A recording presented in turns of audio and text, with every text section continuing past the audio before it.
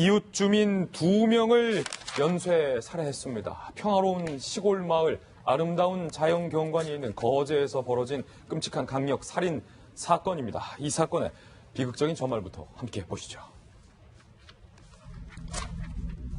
어촌마을의 비극, 이웃 주민 2명 살해.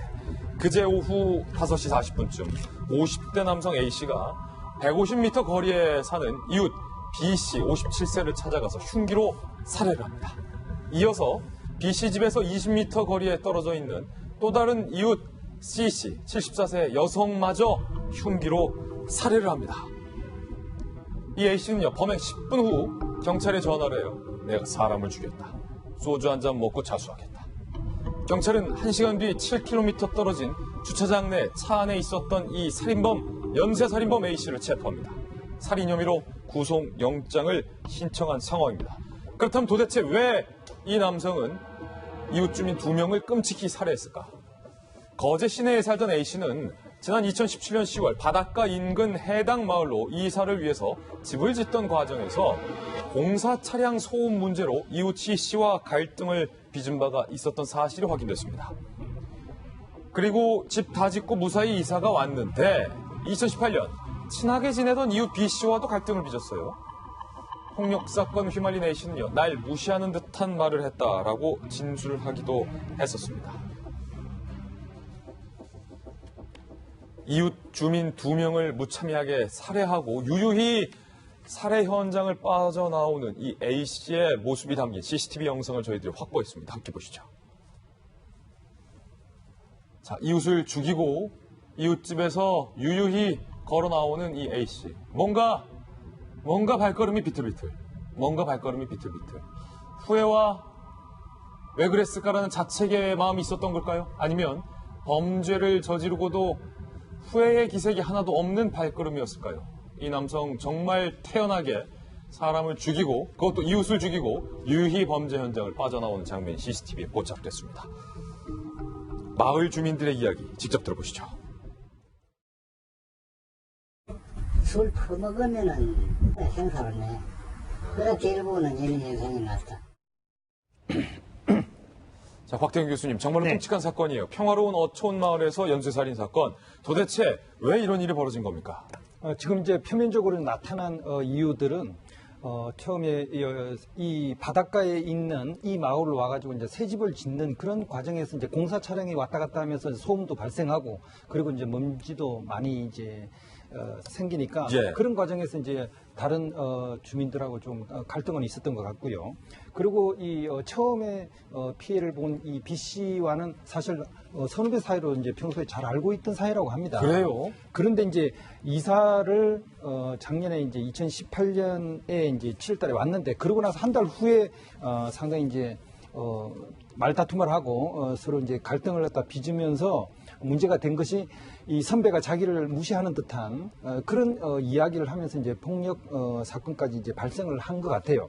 그래서 이제 이날도 이제 술을 마시고 그 선배하고 좀 잘해보겠다, 뭐 이렇게 이제 화해를 하겠다, 뭐 이런 생각으로 이제 갔는데 결국 말을 하는 과정에서 또 서로 이제 감정적으로 이제 충돌을 하고 그러다가 결국 이제 살인을 하는 이런 일까지 이제 벌어졌고요. 그러고 나서 이미 한 사람을 죽인 다음에 또다시 어차피 사람을 죽이는 큰 죄를 갖다 이제 지었으니까 자기와 평소에 상당히 갈등을 빚고 있던 이 C씨를 찾아가서 결국 이제 또 한 번의 끔찍한 살인을 저지른 그런 어떤 사건이 아닌가 보여집니다. 그렇군요. 경찰 관계자의 이야기 직접 들어보시죠. 당초 방금 말씀하셨던 교수님께서 친하게 지냈던 선배 B씨를 살해할 마음으로 찾아간 게 아니라 화해를 하려고 왔다. 그러다 우발적으로 살해를 했다. 살해하고 나서 보니 평소 원한이 있었던 C씨도 살해해야겠다는 마음을 먹고 간 것으로 보인다. 경찰은 이렇게 얘기를 했습니다. 그런데 한 가지 이상한 게 최 변호사님, 2명을 죽인 후 자수를 했어요. 사람을 죽였다, 소주 한 잔 먹고 자수하겠다. 이웃 2명을 살해해놓고 너무 태연한 반응을 보인 것도 깜짝 놀랐고, 발견된 장소가 7km 떨어진 부두 주차장 안에서 체포된 게 의아한데 혹시 도주하려 한 것 아닌가 하는 의심도 들어요. 저희가 봤을 때는 지금 언론 보도를 보면은 체포될 당시 아들과 전화를 하고 있었다 이런 얘기가 있었던 것 그래요? 같습니다. 이것을 봤을 때는 물론 범행 현장으로부터 한 7km 정도 떨어지긴 했습니다만 완전히 도주하려고 했던 의사는 아닌 듯합니다.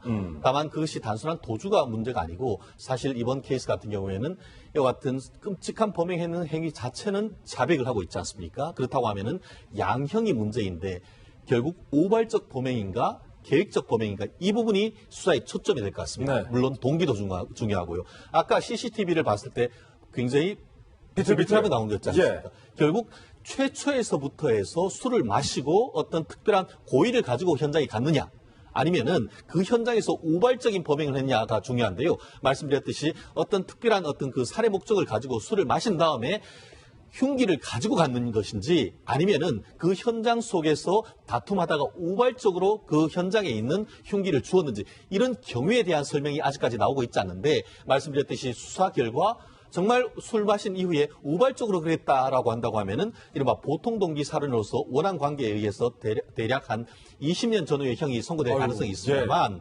만약에 이것이 뭐 그 평소 때 집을 짓는 과정에서 고소고발이 있었다든가 이런 부분에 대한 앙심을 품고 이런 행위가 있었다라고 할 경우에는 형법상 이른바 비난 동기 살인으로서 경우에 따라서는 20년을 훌쩍 넘어서 무기징역 이상의 형이 선고될 수 있기 때문에 네.